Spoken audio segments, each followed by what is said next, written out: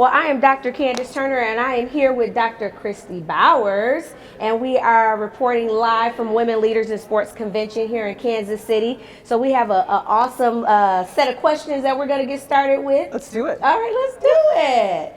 Okay, so my first question for you, like, what has this community of women leaders really done for the progression of your career? Oh, wow. Going deep first. Yeah, we're going in. Right in. I got it. When I think about women leaders, I owe a lot of my career to them.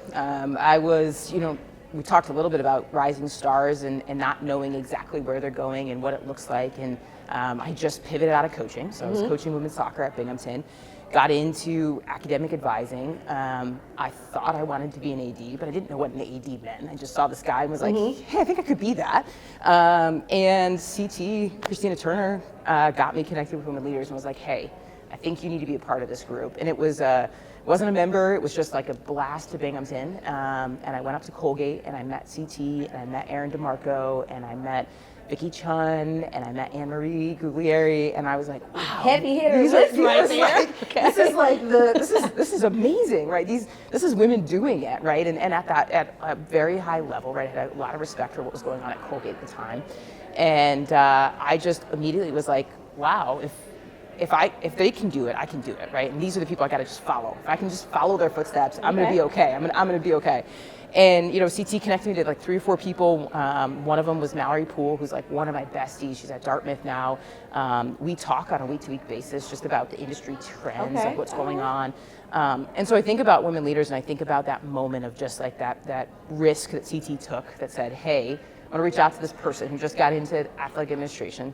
And I think about my career, and I just sat on a field hockey assistant coaches Rise Academy, and same thing. I was like, guys, if you want to pivot out of coaching, why don't you stay as long as you can? Right. But when you're ready to pivot, call me. Like I'm your person that's going to help you figure out how to do this. And I took it really seriously. The original motto of Women Leaders of Lift As You Rise, and I've always thought about that of who can I lift up, how can I lift up? Because I'm so grateful for CT and what she did for me in that moment to say, hey, this is what the career path looks like, and what a great role model to put in front of me with Vicky Chun and Anne-Marie and just like incredible human. I was like, these are incredible people. So, and now it's just this is my home, right? When I come to this convention, seeing people being around the community means the world to me, because I know if I'm having a bad day or a good day, they're there to cheer or pick me back up. I love that. So the theme for this convention is in every room, own it. So now you're going into your 3rd year at RPI. Share with us how you're owning it. I think we're doing some really good things at RPI. I'm really proud of what we have built over the last 2 years. Year 1, I came in September, and it was really a whirlwind. Everything was already kind of set up and running, and so it was a year of watching, learning, maybe making a few tweaks here and there where I thought it was like a critical need to make that tweak. But year 2 was really about saying, okay, let's reflect, and then let's make some changes. Let's make some things that start to feel impactful. And really the change was organizational. It was all staffing, right? It was all moving pieces in places. As people left, kind of reorging to say, you know what, actually, I think we need this, or hey, let's reorg. You fit here. Yeah, you fit here, and I've watched you for a year. I think your skill set is actually like better in this direction. And so I feel like I've really come into my own in the last 6 months of just being confident with that reorg, being confident in the direction we need to go, of owning this space of, hey, we can be a powerful Division III school, and we're multi-divisional, right? We can be good in Division I hockey. I think my biggest own it moment this last year was making a coaching change, right? And being confident that this was the direction we had to go. I can distinctly remember sitting in my president's office and saying, I need to make a change. And feeling like, well, you're going to have to own this. Right. You said it. By definition, you own it. You own this. Okay. It's in there. And I think more women need to, it's scary, but more women need to own it, need to say, you know what, actually, I have an expertise here, and I can walk in this room and be confident about it. So now I'm calling you Dr. Kristie Bowers because you have an earned PhD, right? So let's lean into that a little bit, right? So you talked about some of the things you did at Binghamton before we got on camera, and then obviously going to Boston, there, and then from Boston, now we're at RPI, another kind of really academically rigorous university. Sure How is your PhD playing into your role as an athletics director, and really what are some lessons that you've learned from that experience now transitioning into the chair? Yeah, I think my PhD, anyone who does one, and obviously you have an advanced degree, so it's gritty, right? It is just hard, and you're like managing time, and I joke with my wife that, you know, I don't know that I could do it now, but we were young and we were eager and we like didn't know any better, right? And so, you know, I loved that process. I loved learning. I've always loved learning, and it made me love learning even more. And so I think I use it on a daily basis because I just like to consume things, right? And not necessarily one side or the other. It's just I love to learn, and so I'm asking questions of colleagues, and I'm reading articles, and I'm asking our legal counsel, well, how would you interpret this? You know, and so I'm always asking those questions, and I sit actually, I report to the provost, which is fun. And so I sit with all the deans on weekly meetings and monthly meetings, and so I really do use it often because they'll talk about our Research 1 accreditation at RPI and what that means and what we need to do to kind of partner.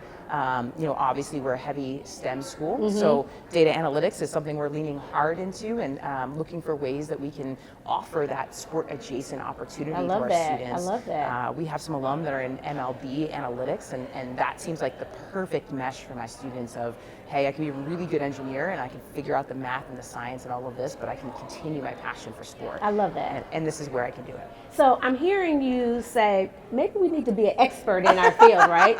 So for us, college athletics is situated in higher education, and it sounds like you have become an expert in that space because obviously reporting to the provost, the highest academic role at a university, R1 research institution that you're at, multiple divisions across the sport. There's a lot of moving pieces with that, right? So you have a lot of different stakeholders and constituent groups that you have to engage with. So share with us, what is that one kind of intangible thing that you need every day to kind of keep you going? Flexibility. Okay. You know, I'm really disciplined in certain things, right? So I get up at 4:45. I have my cup of coffee. I journal. I get my workout in. So I try to be really disciplined in certain habits. But when it comes to work, I have to be super flexible, right? And so there's a time to control it and time to own it and say, hey, this is my routine and this makes me the best it can be. But when I walk in that door, I have no idea what my day is. I can see my day on paper, but my day on paper and my day in actuality are two different things. And so I think the thing that I lean into most is flexibility, right? I love that. Just being agile with what comes my way in a day, being okay with, hey, I'm going to put 3 things down in my journal that I'm going to get done. And if those 3 things don't get done, there's tomorrow, right? There you go. And there's other things that I'm worried about from, did I support my student athletes? Did I support my coaches? Was I there in good moments and in bad moments? Did they feel like they had a frictionless process? And if they did, those 3 things don't matter. I'll get to them tomorrow. That's right. And so I really think the flexibility piece is huge. You know, you mentioned flexibility, agility, and I call that the mental gymnastics, right? Totally. You know, so you have a day with no white space on your calendar, and you're like, how's this going to happen? And we'll figure it out with the mental gymnastics. So I love that. One of the things here that I saw that your focus was in human development. It was, So now we're talking about, so we're thinking about like your human gymnastics in your mind and how you're, you know, navigating all of these spaces. Tell me how the human development has helped with working with your coaches. So it's a really cool decree. It's you know, if you think about social workers, education, if you think even we had some physicians. It was just kind of a really broad. If you're going to work with people, take this to figure out your first step towards working with people, which meant that I got exposed to a lot of different things. I got sociology, I got exposed to higher education, I got exposed to K through 12 education, I got healthcare, right? And so when you're thinking about that broad-based experience, it's so helpful. I was reading a book called The Range. So one of my women leaders, Ashley Stone, sent it to me, and she was like, "This just seems to be your jam." And I think this book, you got to read this book. And I'm reading it, and it's all about how, you know, you can be Tiger Woods, and you can be this pedigree that you start from this top, and you were trained really hard. But there's a curve, right? And I think one of the things in my career that has been super helpful has been the broad-based experiences I've had. So really broad undergraduate degree, and most people are like, okay, now what, right?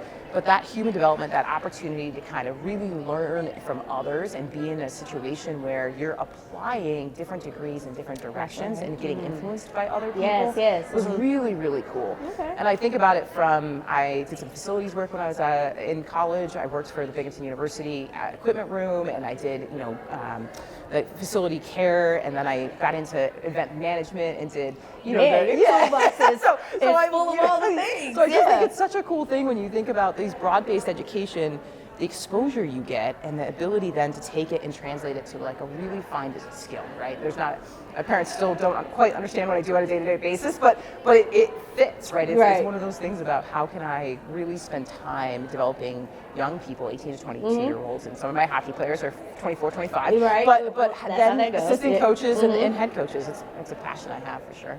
So we're in the people business. That's really what it boils down to, and you're a content matter expert. I try. That's what it sounds like. I mean, you have all these things in your toolbox. So you shared with us a little bit earlier that you had to make a coaching change, and you owned it. Yeah. And I'm wondering, this is in the sport of hockey, one of your Division I sports at your institution. Share with us that whole process, kind of some of the things that you dealt with internally making that decision. How has it panned out now? Donors, people at the institution. That's a big change. It's a big change. And I think for us, so we've had hockey since 1901. So we're celebrating 125 years. The institution's been around. That's not too long. No, not too long. Our institution's been around for 200, and so hockey is one of our flagship programs. And I think our men's hockey program has really adopted our women's hockey program, which has only been around for 20 years. Okay. And our alumni are doing an incredible job of helping us elevate and lift women's sports, celebrating our 50th anniversary of women's sports at RPI. So, congratulations. Yeah, it's so much fun. But when I think about the change, I think about, again, the community behind the community. And so I made a bunch of phone calls to individuals that I had known had just made changes. Okay. And I said, give me your blueprint, give me your playbook. Like, what does this look like? And so when you kind of get that gut reaction of, this might be coming, it's always good to do your homework. And so I just started to have conversations with people and said, what does it look like when you make a change? Not there yet, but I would love to know what your playbook is. I'd love to know what you're thinking of. Okay. What were the key constituents that you called? Like, what did that list look like on the day to give them the heads up that this public announcement is coming out? What did you have to worry about in the search process, right? Who had to be involved in the search process? What mistakes did you make? Who did you put in the search process that you probably shouldn't have had? Okay, I got that. And so I think I really leaned into my colleagues in the cohort. I had actually just finished the NCAA pathway program as I got the job at RPI, and so I have 3 or 4 colleagues that are sitting in AD chairs and just called them up and said, hey, I saw these changes. Yes. Talk me through it. What does it look like? And I think when I got to the final decision, our last game was played, and I was like, okay, this is what we're going to be doing.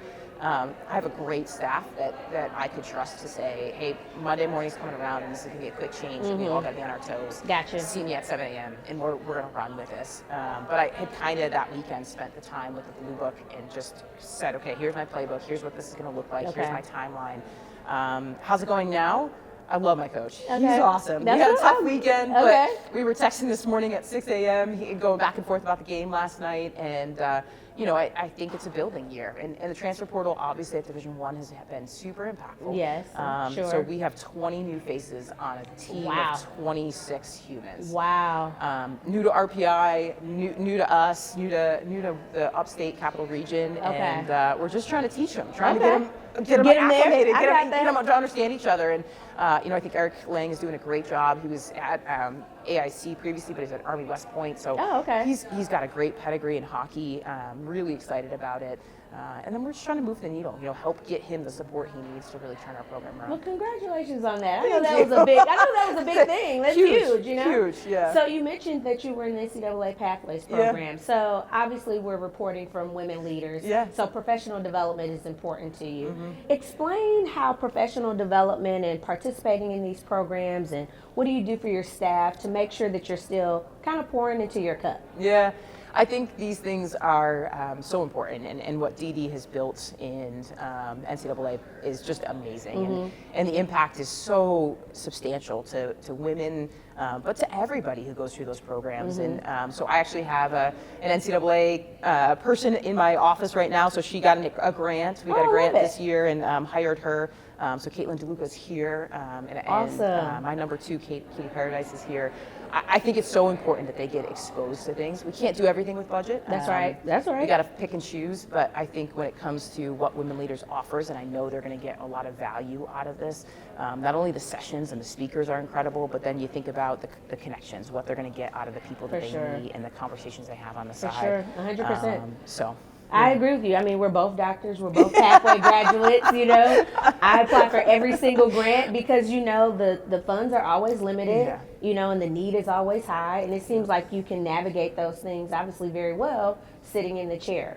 So I got a couple more questions for you. I know I'm not sure how we're doing on time, but we're going to keep rolling. Love it. Let's go. Okay, so thinking about some of the things that your department has been able to accomplish over these past 2 years, now entering your third, how does Dr. Bowers register success in her mind? Yeah, we developed 4 core principles. Okay. And so I'm a big 360 leadership person, right? So I want. We got to jam out offline because you're speaking my language. So we spent year 2 and we kind of talked about, you know, what are our values? What do we want all student athletes from RPI, whether they're past, present, or future, to have as an experience? And so the first one is a holistic student athlete experience, right? And so we started a fueling station. And it's all donations. Hannaford's, our local grocery store, hooked us up with some gift cards. We're picking up, I'm on Sundays duty, picking up you know, granola bars and picking up bananas and whatever.